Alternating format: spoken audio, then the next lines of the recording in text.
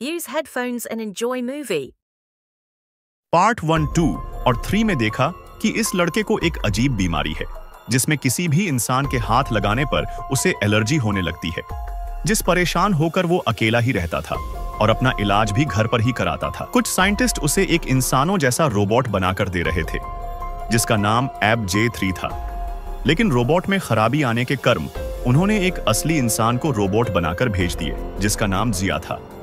हैरानी की बात यह थी कि जिया के हाथ लगाने पर मिनक्यू को कुछ नहीं होता, जो बात मिनक्यू को भी पता चल गई थी और वो जिया से प्यार करने लगा था, पर वो ठीक हो गया था। इसलिए वो रोबोट की सारी यादें डिलीट करके उसी साइंटिस्ट के पास भेज दिया था। लेकिन असल में तो जिया एक इंसान ही थी और उसे भी मिनक्यू से प्यार हो गया। जुदा होने के बाद दोनों बहुत रोते हैं और अपने जिंदगी की नई शुरुआत करते हैं। जिया अपने नानी के घर जा रही थी, लेकिन उसी ट्रेन में मिनक्यू आ जाता है जिसमें जिया को देख लिया था। उसे शक हो जाता है कि उसके साथ धोखा हुआ है, इसलिए वो जिया का पीछा करते करते वहां तक आ गया था जहां वो काम करती है। वो उससे बात करता है। जिया उसे बताती है कि AJ3 रोबोट को मेरी शक्ल दी गई थी और उसकी जिया के साथ भी अच्छी दोस्ती और गई थी और धीरे धीरे प्यार भी होने लगा था। लेकिन एक दिन मिनक्यू को जिया के गले में वही लॉकेट दिख जाता है जो उसने रोबोट को दिया था। ये देखकर उसकी एलर्जी भी वापस आ गई थी और वो मरने की हालत में था।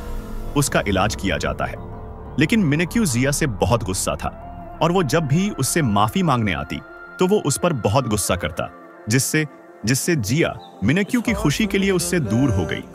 लेकिन कुछ दिन के बाद उसे जिया की याद सताती है, इसलिए वो उससे मिलने का फैसला करता है। वो उससे मिलने जाता है और पूछता है कि तुमने ऐसा क्यों किया। जिया बताती है कि मैंने कई बार कोशिश की कि तुम्हें सच बता दूं, सिर्फ इस वजह से रुक गई कि कहीं तुम्हारी एलर्जी दोबारा से न हो जाए, क्योंकि ये सब कुछ तभी खत्म हुआ जब तुमने पुरानी यादों को अपने दिमाग से निकाल दिया। ये सुनकर मिनक्यू जिया को अपने पास करता है, मगर फिर उसे याद आ जाता है कि उसे तो एलर्जी है।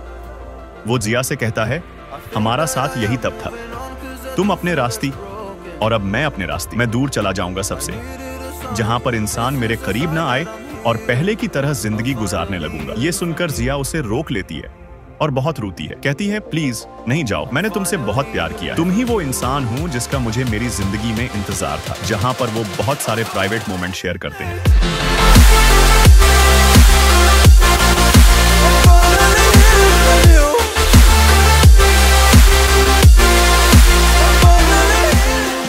ये अगली सीन में दिखाया जाता है। एक अमीर आदमी जिसका नाम मार्टिन होता है AJ3 रोबोट को हॉन्ग से खरीदने आता है, जो अब ठीक हो गई थी।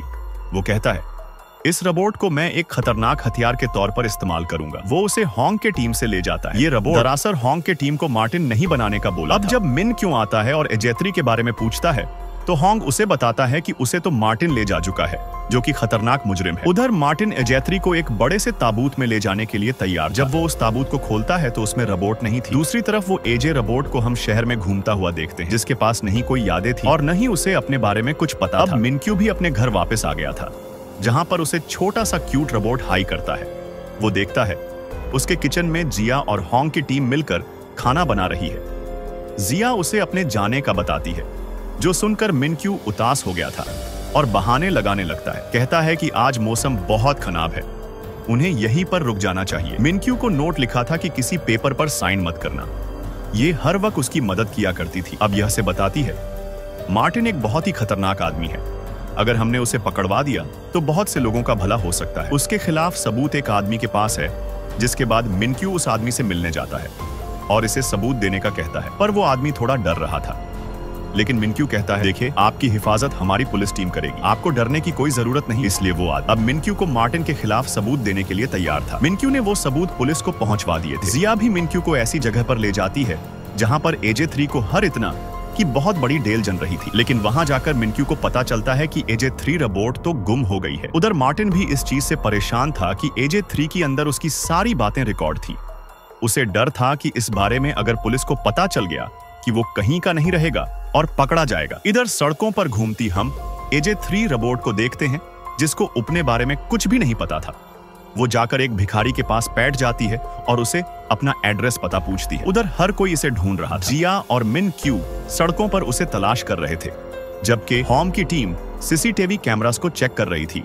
लेकिन जल्दी मार्टिन की आदमियों को AJ3 रोबोट की लोकेशन का पता चल जाता है। अब उसके सामने दो अजनबी लोग आकर वैन को रोक कर कहती हैं, AJ3, हम तुम्हारे रिश्तेदार हैं। वो AJ3 रोबोट उनकी वैन में बैठ गई थी कि तभी पुलिस उतर आ जाती है।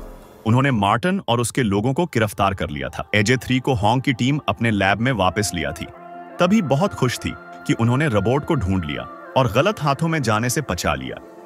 जिया और मिनक्यू घर वापस आकर बहुत खुश थे। हॉन्ग की टीम और सब मिलकर बैठकर खाना खाते हैं, जहां पर बैठे ये AJ3 रोबोट की वीडियोस देख रहे थे। जब वो बाहर इंसानों से मिली, AJ3 ने बहुत अच्छा काम किया था। इन्हें बताता है कि मैं इसका चेहरा बदलने वाला हूँ उसराटी। वो ये भी बताता है कि वो एक AJ रोबोट पर बहुत से पैसे खर्च करने वाला है। इतना बताते ही उसकी मार्केट के शेयर्स आसमानों से बाकल करने लगे। अपनी जिंदगी के सही फैसले लेकर वो बहुत खुश और यत्मीनान नजर आ रहा था। वो जिया को कॉल का भाई मिनक्यू के पास जाकर माफी मांगता है और अपना इस्तीफा भी उसने वापस ठे लिया था। इसके बाद कहानी कुछ वक्त बाद की दिखाई जाती है और अब एक नया AI रोबोट लॉन्च करने वाला था। मिनक्यू की कंपनी का बहकर बाहर आता है। वो कोई और नहीं बल्कि मिनक्यू था, जो अब एक सोल्जर बन चुका था। जिया उसके पास आने लगती है, तभी फिसल गई थी। मिनक्यू उसे संभालता है और उसे बहुत ही गौर से देख रहा था। मतलब ये सब अपनी जिंदगी में बहुत आगे बढ़ गए थे और कहानी यहीं पर खत्म हो जाती है। दोस्तों, ऐसी और वीडियोस के लिए चैनल को सब्सक्राइब कर और वीडियो को लाइक कर देना और एक प्यार सा कमेंट कर देना। Bye bye.